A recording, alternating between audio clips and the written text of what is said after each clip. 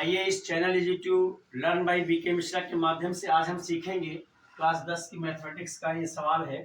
3x के घात 4 धन 6x के घात 3 ऋण 2x के घात 2 ऋण 10x ऋण 5 के सभी शून्यक ज्ञात कीजिए यदि इसके दो शून्यक वर्गमूल 5/3 और ऋण वर्गमूल 5/3 है।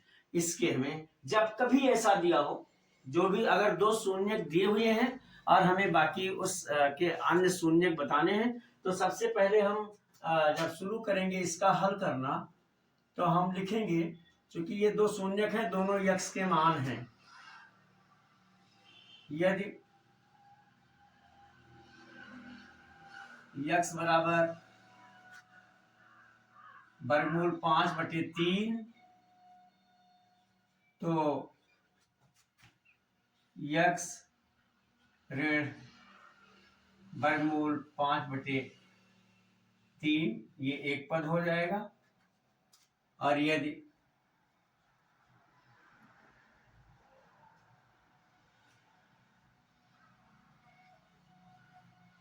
यक्स बराबर ऋण वर्गमूल के अंदर 5/3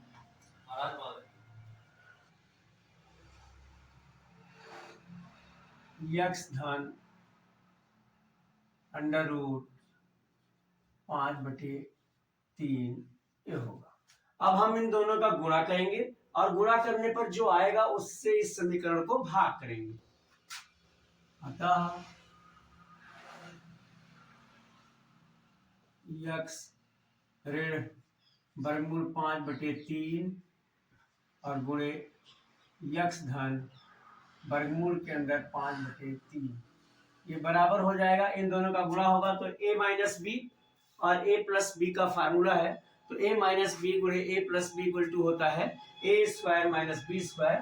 तो इधर आ जाएगा ये यक्स का स्क्वायर और ऋण अंडर रूट 5/3 का होल स्क्वायर होगा। तो ये दोनों अंडर रूट 5/3 अंडर रूट 5/3 यानी वर्गमूल के अंदर 25/9 आ जाएगा, जिसका वर्गमूल निकल जाएगा, यानी आ जाएगा 5/3। या हम ऐसे लिख भी लें, दोबारा हम कर देते हैं, 5/3 इसका वर्ग हो जाएगा, तो ये मेरा फिर आ जाएगा,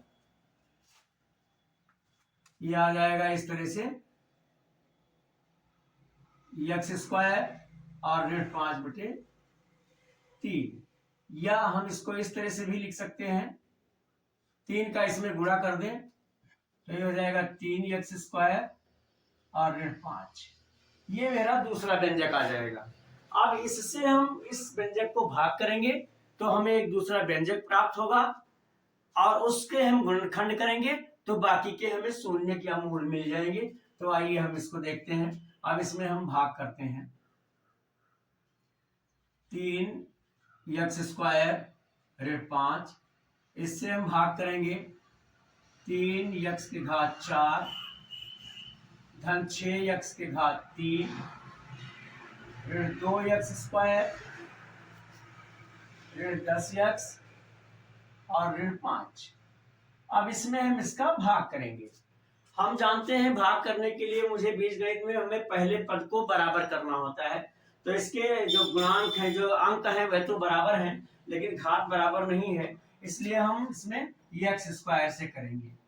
अब ये हो जाएगा 3 यक्स स्क्वायर में यक्स स्क्वायर का, तो ये हो जाएगा 3 यक्स के घात 4, ये गुणा हो गया है, और गुणा करने पर आधार समान होने पर घातें जुड़ जाती हैं, हम जानते हैं। और ये ऋण 5 है, ये यक्स स्क्वायर है, तो ये ऋण 5 यक्स स्क्वायर आ जाएगा। कोशिश हम करते हैं कि जहां हमारा आधार पर जो घात हो वो समान हो, उसी के नीचे लिखें, यदि उस पद में कहीं भी दिया गया हो। अब हम भाग करते हैं तो पता है कि हम घटाते हैं, घटाने पर बीजगणित में निशान बदल जाते हैं, जो धन है वो ऋण हो जाता है, जो ऋण है वो धन हो जाता है।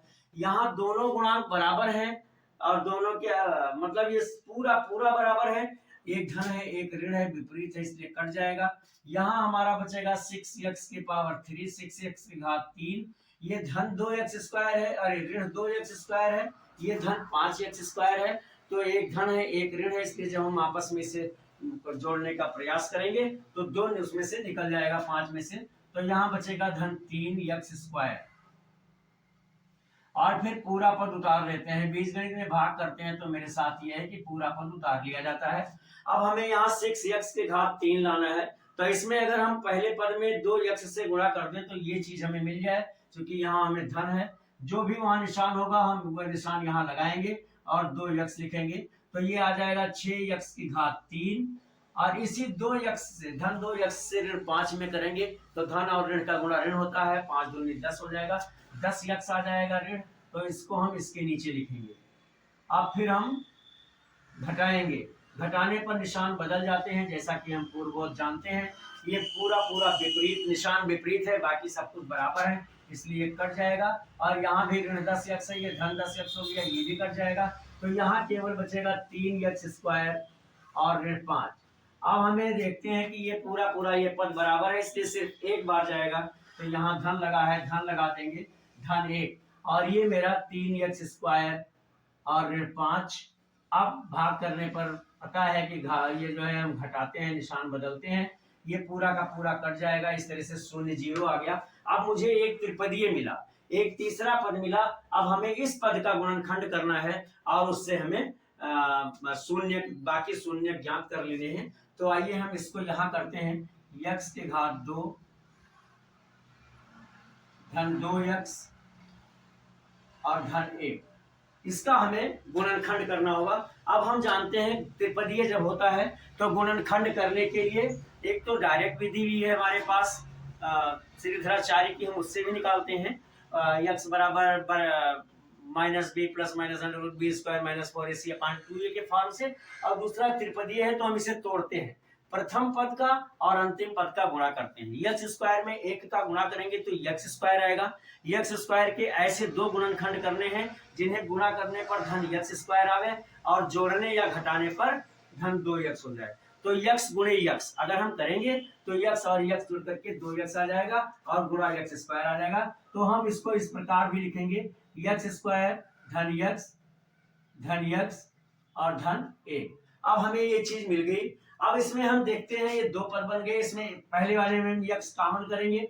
जब x कॉमन करेंगे यानी इस x से भाग करते हैं तो x की 1 घात हमने कॉमन कर दिया, यहाँ 2 घात थी तो यहाँ 1 घात बच जाएगी, यहाँ बच जाएगा x, और यहाँ x की केवल 1 घात थी तो यहाँ केवल 1 ही बचेगा।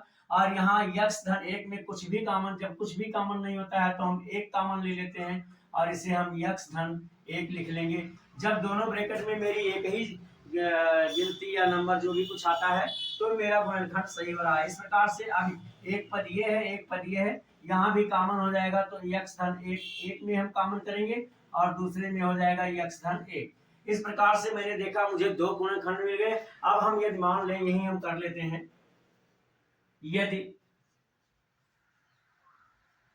x धन 1 बराबर 0 तो x बराबर ऋण 1। पुनः दूसरे वाले पद को हम देखते हैं, यहाँ भी वही है, x धन 1 बराबर 0 तो x बराबर ऋण 1। मतलब हमें दोनों ही प्रकार से हमें जो अन्य शून्यक हमें मिले वो ऋण 1 है।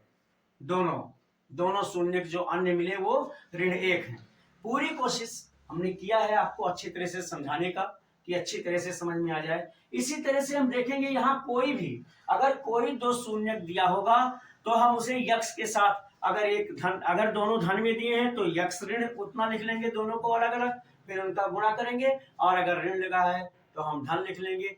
इस तरह से हम उसके निशान को बदलेंगे, फिर गुणा करेंगे, गुणा करने पर जो पद मुझे प्राप्त होगा, जैसे यहाँ गुणा करने पर हमारा x² ऋण 5/3 आया था, उसको हमने 3x² ऋण 5 लिख लिया और उससे हमने दिए हुए पद में भाग किया।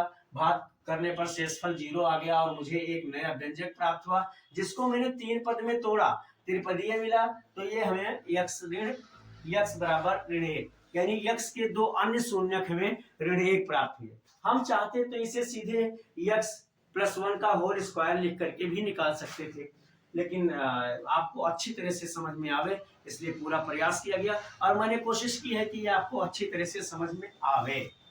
यदि आया हो तो मेरे वीडियो को लाइक जरूर कीजिए और चैनल सब्सक्राइब ना किया हो तो सब्सक्राइब कर दीजिए और अपने मित्रों को भी शेयर कर दीजिए। हाँ, मैं आपको हर वीडियो में ये बताता हूँ कि आपकी कोई मैथमेटिक्स की प्रॉब्लम हो या इंग्लिश के ग्रामर में कोई दिक्कत हो या जो है हिंदी का व्याकरण हो या फिजिक्स का कोई न्यूमेरिकल हो, तो मेरे व्हाट्सएप नंबर 9452510385 पर लिख कर भेजें। सलूशन आप तक जरूर पहुंचेगा। मेरे साथ इस वीडियो में बने रहने के लिए बहुत बहुत धन्यवाद।